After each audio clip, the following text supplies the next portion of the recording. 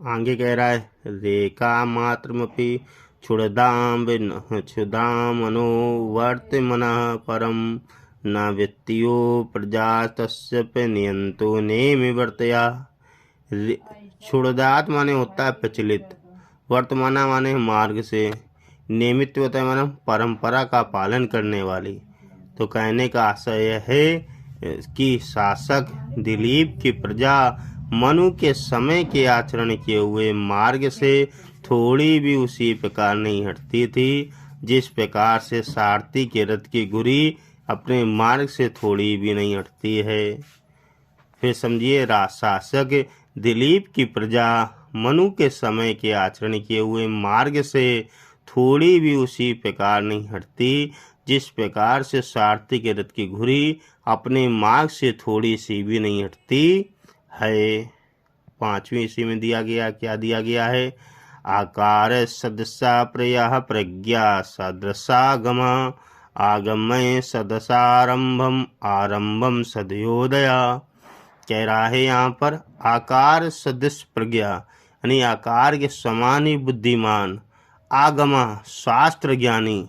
तो यहाँ पर जो भावार्थ है वो ये है कि आकार सदस्य प्रज्ञा यानी राजा दिलीप जैसे सुंदर और बलकिष्ट थे वैसे ही बुद्धिमान भी थे। आकार सदस्य प्रज्ञा, प्रज्ञा सदस्यम गमा, राजा दिलीप जैसे शरीर से जो आपको सुंदर और बलिष्ठ लग रहे थे वैसे ही बुद्धिमान थे।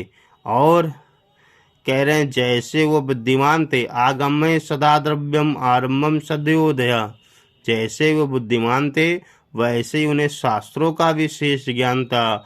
वे ज्ञान के अनुरूप ही कार्यों को आरंभ करते थे और कर्म के अनुरूप ही फल सिद्धि करने वाले थे। यानी जो राजा दिलीप थे वो जैसे सुंदर और बलकिष्ट थे वैसे ही बुद्धिमान भी थे। जैसे बुद्धिमान थे वैसे उन्हें शास्त्रों का श्रेष्ठ ज्ञान था।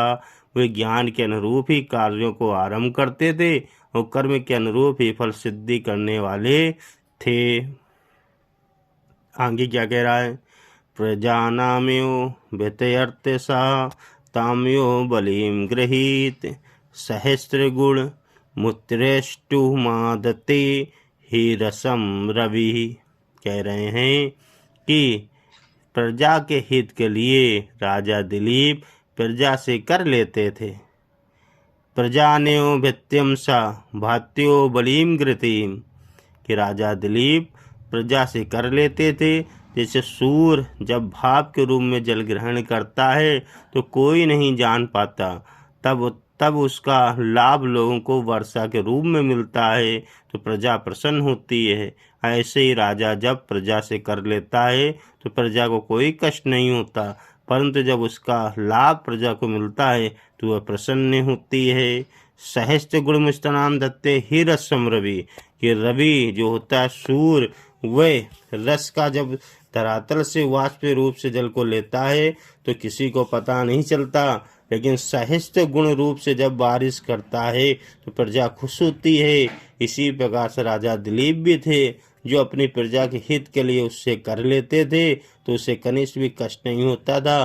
तो जब उसी का कर का यूज उसके स्वास्थ्य के लिए लगाते थे, प्रजा के हित के लिए लगाते थे तो प्रजा को बड़ा आनंद होता था, आनंद प्राप्त होता था।